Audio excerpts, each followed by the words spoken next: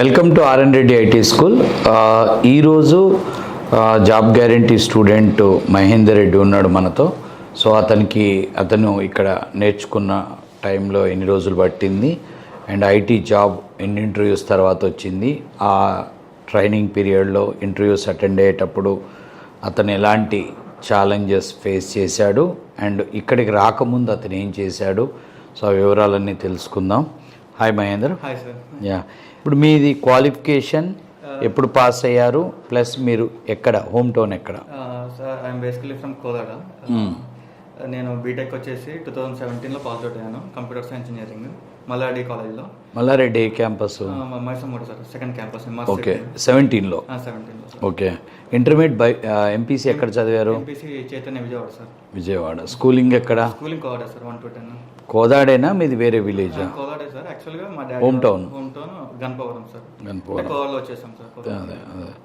Okay, so 17లో BTech అయిపోయినాక campus interviews ఏం లేవా? అంటే వచ్చినాయి, కాకపోతే అప్పుడు అగ్రిగేట్ 75+ ఉన్న వాళ్ళకి ప్లేస్మెంట్ అయినాయి. Branch CSC sir. సిఎస్సిలో జనరల్గా మల్లారెడ్డి క్యాంపస్ అంటే కొద్దిగా ప్లేస్మెంట్ బాగానే అయితే సార్. ఉన్నాయి సార్. అగ్రిగేట్ 75 ఎక్కువ ఉన్న వాళ్ళకి 70+ ఉన్న వాళ్ళకి పంపించారు. ఓకే, అయితే క్యాంపస్ దొరకలేదు. తర్వాత బయటకు వచ్చినాక ఏం చేశారు? నేను ఆఫ్టర్ బీపీఓ జాబ్ ట్రై చేశాను సార్. ఒక 1.5 year చేశాను సార్. చేసిన తర్వాత అంటే ఇప్పుడు బీపీఓ జాబ్ చేయమని ఎవరు చెప్పారు? చేయమని చెప్పలేదు సార్. యాక్చువల్లీ అక్కడ ఇప్పుడు 17లో బయటకు వచ్చినావు, మరి బీటెక్ కంప్యూటర్స్ చదివినావు, అప్పుడు ఐటీ జాబ్కి వస్తాం కదా, ఎవరైనా ఏదైనా కోర్స్ చేయాలనుకుంటాం కదా. అప్పుడు ఎందుకంటే ఇక్కడ చాలామంది ఇంజనీరింగ్ చదివి బీపీఓ జాబు, సాఫ్ట్వేర్ జాబు ఇదంతా ఒకటే అనే ఒక భ్రమలో, అది కూడా ఐటీ జాబే అనుకొని చాలామంది రాంగ్ స్టెప్ వేసి BPO side, tech support side వెళ్తున్నారు. అందుకనే ఇక్కడ డిస్కషన్ పెంచడం జరిగింది.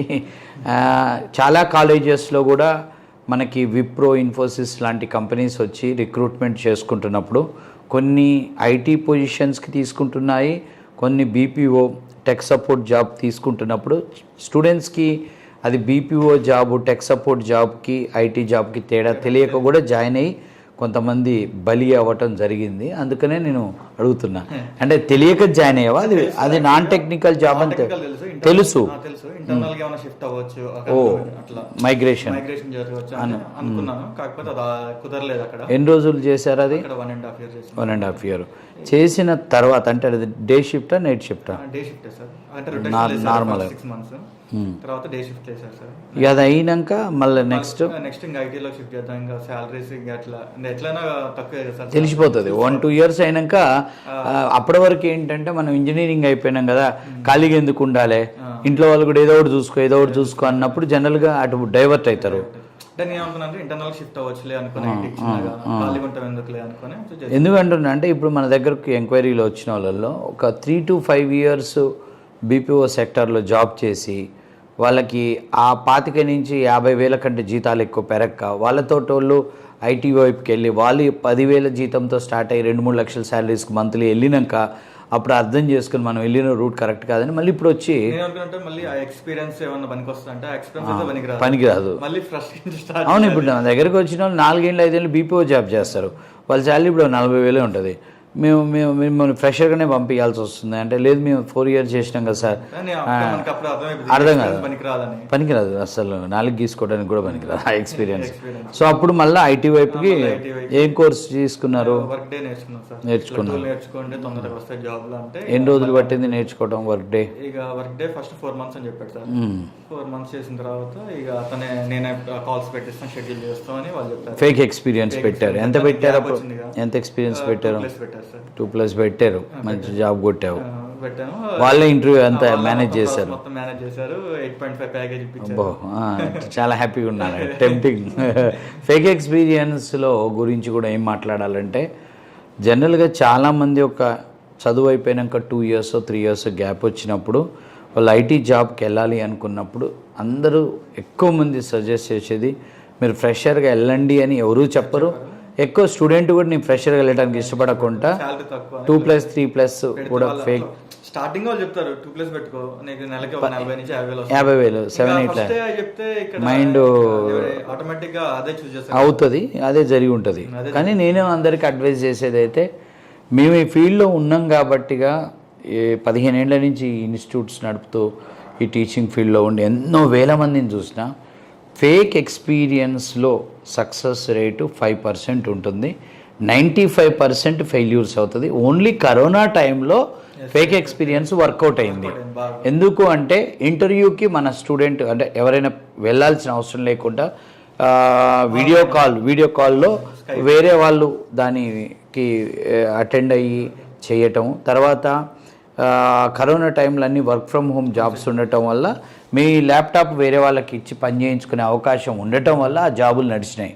కానీ ఫేక్ ఎక్స్పీరియన్స్లో 95% ఫెయిల్యూర్ అంటే ఆ ఫెయిల్యూర్లకి కొన్ని కారణాలు నేర్చుకోకుండా అంటే 3 years చేయని జాబ్ని చేసిన అని చెప్పినప్పుడు అక్కడ ఎక్స్పెక్టేషన్స్ ఎక్కువ ఉంటాయి. ఆ స్థాయిలో పనిచేయటం అనేది అసాధ్యము. అక్కడ మానసిక ఒత్తిడికి గురై హెల్త్ ఇష్యూస్ వస్తాయి. నెంబర్ 2, మనం పెట్టిన డాక్యుమెంటేషన్ ఫేక్ కాబట్టిగా అది ఏదో ఒక రోజు మీరు ప్రాజెక్టు మారినప్పుడు ఖచ్చితంగా వెరిఫికేషన్ జరుగుతుంది. ఒక వెరిఫికేషన్లో క్లియర్ అయినా ఇంకో వెరిఫికేషన్లో దొరికినప్పుడు జాబు వెళ్ళిపోతుంది, అంటే జాబ్ తీసేస్తారు. 3వది మీ పర్ఫార్మెన్స్ బాగలేకపోయినా.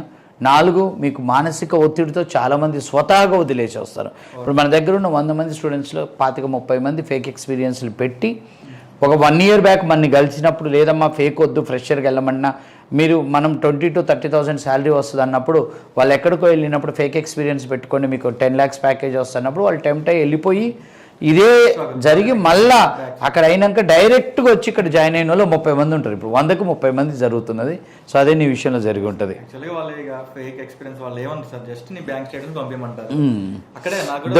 దొరికిపోదు శాలరీ క్రెడిట్ అయిందా కాలేదా? ఆ 3 years నాకు పంపి నేను ఆన్రోల్ చేసుకుంటా, నేను జాయిన్ చేసుకుంటా, క్రెడిట్స్ ఇస్తా అన్నారు. ఇక మనం ఆల్మోస్ట్ 6 months ట్రై చేశాను. ఇక అంతకంటే ఎక్కువ అన్నారు ఆయన కూడా. ఎవరు అసలు నువ్వు ఎక్కడ? అవును, అది బ్యాంకు కాల్ చేసినా మనకు తెలుస్తుంది కదా. ఇంకా అట్లా అది బ్యాక్ అయ్యేసరికి బీజీ చెక్లో పోయిందా? బీజీ చెక్లో 10 months చేశారా? 10 months చేశాను సార్, వర్క్ డేలో. సో ఆ 10 months అంటే ఆ జాబ్కి ఇంటర్వ్యూ వేరే వాళ్ళు చేస్తే వచ్చింది, దాన్ని ప్రాక్సీ అంటారు. తర్వాత 10 months జాబ్ చేసేటప్పుడు నువ్వు వర్క్ ఎలా చేసావు? అతనే పక్కన కూర్చొని చేసి పెట్టాడు పని మొత్తం, శాలరీ పేజ్. మీ జనరల్గా మీకు వచ్చే శాలరీలో 50% వాళ్ళు తీసుకొని నడిపిస్తారు. ఇది మళ్ళీ అదే 60,000 జీతంలో వాళ్ళు 30,000 తీసుకొని మనకు 30 వస్తుంది. ఇక్కడ వర్క్ ఏమి నేర్చుకునేది ఉండదు, కుదరదు. వాళ్ళు చేసి పెట్టేస్తారు, అది మనకు ఉపయోగం లేకుండా. ఇది రియలైజ్ అవ్వాలి చాలా మంది. అది కానీ ఎక్కడొక్కడైతే అది ఇబ్బంది వస్తుంది, బయటకు వచ్చేస్తారు.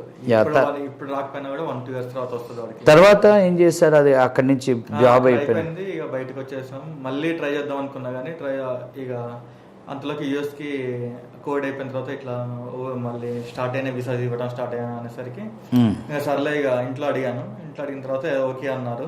ఇక వెళ్తే మళ్ళీ దానికి ప్రాసెస్ స్టార్ట్ చేశాను. అక్కడ ఒక 8 months లాస్ ఆ కోర్సులు నేర్చుకోవటం, ఐఎల్స్ జిఆర్ఈ రాశాను, టోఫెల్ రాశాను. వాటికి కోచింగ్ అని అవన్నీ అక్కడ ఒక 8 months పట్టేసింది. ఇంకా అది కూడా బ్యాడ్ లక్, అది కూడా రిజెక్ట్ అయింది. అది వీసా కూడా వీసా రిజెక్ట్ అయితే నేను మళ్ళీ వేరే కంట్రీ అన్నాను, యూకే వెళ్ళిపోతాను. ఎందుకంటే డ్రాబాక్స్ కదా, అంటే వీసా ఎంట్రీ ఉండదు దీనికి, దానికి వీసా ఎంట్రీ ఉంటుంది. నేను వెళ్తా అంటే ఇంట్లో వాళ్ళు ఇక నువ్వు టైం వేస్ట్ చేస్తున్నావు, వద్దు ఇక నువ్వు సెట్ కావాలి, చాలా గ్యాప్ వచ్చింది ఇప్పటికే. ఏదో ఒకటి అంటే మా బావ ఇక ఆర్ఎన్ రెడ్డి సార్ ఇట్లా తెలిసిన అతను మనకి అక్కడ .NET నేర్పిస్తారు, ఫ్రెషర్ జాబ్ ఇస్తారు, నువ్వు వెళ్ళి ఒకసారి కన్సల్ట్ అవ్వంటే నేను ఇక్కడికి వచ్చాను.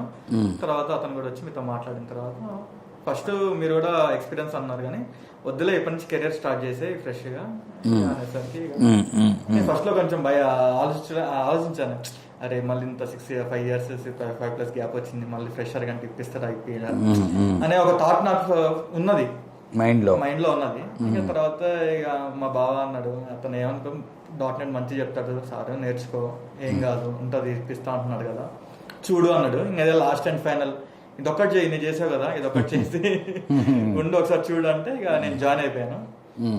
Day 1 కానుంచి ఓకే, ఫస్ట్ లో లెర్నింగ్ బాగానే ఉంది. ఇంకా తర్వాత ఆల్మోస్ట్ ఇక 1 year ట్రావెల్ చేసిన తర్వాత మల్టిపుల్ ఇంటర్వ్యూస్ తర్వాత నాకు చాలా ఇంట్రెస్ట్ అటెండ్ అయినా.